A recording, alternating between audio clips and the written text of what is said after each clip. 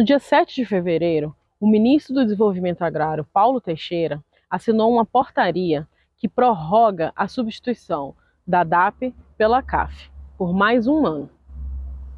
Duas siglas que são de extrema importância para o agricultor familiar e que têm gerado muita dúvida desde o início da sua substituição, lá em 2022. Até o dia 31 de outubro de 2022, o documento que dava acesso chamava-se DAP, Declaração de Aptidão ao Pronaf. A partir de 1º de novembro de 2022, o documento, que é o atual, chama-se CAF, Cadastro da Agricultura Familiar. Em síntese, o documento é o mesmo, existem apenas algumas nuances desse documento. E para o produtor ter acesso, ter uma CAF hoje, ele precisa contemplar alguns requisitos, quais sejam: ele não pode ter mais que 2 empregados de carteira assinada, tem que morar, residir na propriedade ou próximo a ela, tem que ter no máximo 4 módulos fiscais e, mais importante, 50% da renda tem que advir da atividade agropecuária. Qual a importância do Pronaf para o produtor? O Pronaf é um programa que, essencialmente, ele dá acesso a linhas de crédito, tanto de custeio e investimento, a juros subsidiados. Quer dizer, o produtor consegue acessar linhas de crédito com juros mais facilitados. E mais importante também, tão quão importante, é a questão da documentação, porque a CAF hoje, a DAP outrora, ela é um documento de identidade do produtor, do agricultor, que comprova a sua condição. Essa condição, ele pode, essa comprovação, ele pode utilizar e deve, e muitos utilizam, para benefícios diversos do INSS, como aposentadoria e benefícios do INSS mesmo para questão de acidente de trabalho, que ele possa conseguir receber esse recurso da Previdência Social. Então, essa é a importância do Pronaf. Quem faz a declaração? Bem, basicamente os órgãos de extensão rural, no caso do Rio de Janeiro e Mater Rio, fazia a DAP, hoje fazendo a CAF. Os sindicatos também, o Sindicato de Trabalhadores, fazem os 2 documentos, quer dizer, atualmente a CAF. E, logicamente, as organizações voltadas para a agricultura familiar, desde que sejam conveniadas com o MDA. É importante frisar que existe uma confusão aí hoje, porque tem DAP, tem CAF, como é que funciona, como é que não funciona, por que tem as duas? No seguinte sentido: quando migrou o sistema de DAP para CAF no dia 1º de novembro, o sistema novo ele atuou de forma muito lenta, de forma que isso não foi um problema do Estado do Rio de Janeiro, foi um problema nacional.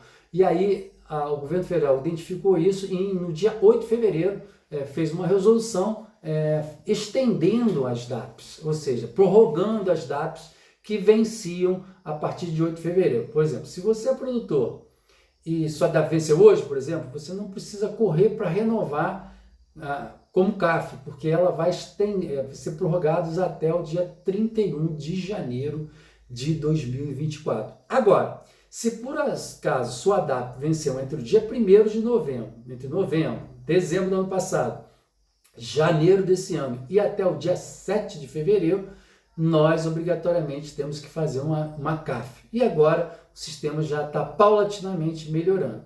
Bem, essas são as informações, oriento os produtores que busquem, que renovam, que façam a renovação de seus documentos, assim verifiquem a data limite de renovação e façam o mais breve possível, evitando atropelos de última hora, porque os sistemas normalmente dão problema e quando há muita demanda, os problemas aumentam. Para falar sobre essas políticas públicas, convidamos o Frederico Salmé, que é um pesquisador em sociologia, especializado em políticas públicas ambientais e climáticas, e é também um associado da Terceira Via, que atua também aqui no estado do Rio de Janeiro. O CAF, lembrando, ele vem da Lei 11.326, lá de 2006, e ele busca justamente beneficiar agricultores familiares para acessar uma série de programas de políticas públicas. Mas quando a gente fala de agricultores familiares, a gente não pode se restringir àquele uso da terra.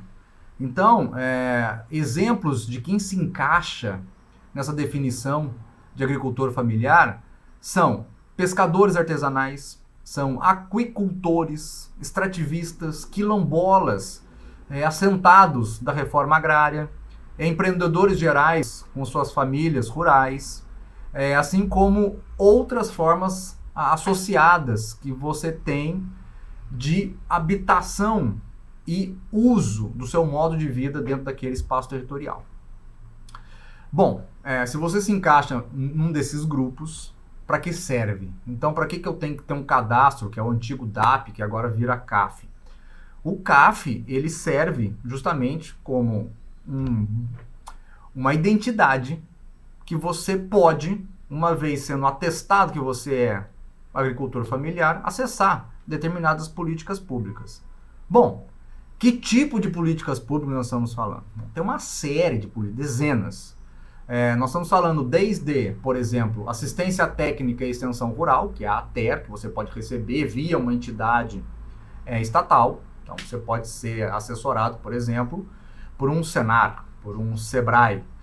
Você tem, por exemplo, a garantia safra. Se você perde a safra, então você pode ter direito justamente a esse tipo de programa que protege agricultores que mexem com a terra.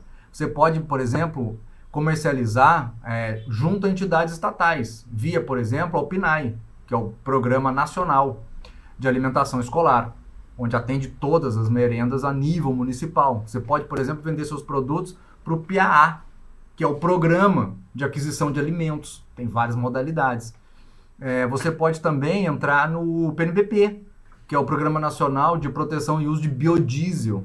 Tem toda uma economia, a bioeconomia, que também vem associado a esses programas que tendem a aumentar a partir da transição verde e outras lógicas e programas públicos que venham a ser estabelecidos nos próximos anos. Dito isto, frente a uma grande crise climática atual, que vem se agravando, então eventos climáticos extremos estão acontecendo com mais frequência, e com isso, você ser cadastrado no CAF e poder acessar uma série de programas e políticas públicas é muito adequado como cidadão e cidadã que se encaixa na lógica de agricultor familiar e ainda pode ser beneficiário dessas políticas públicas dentro de uma transição energética e social possível.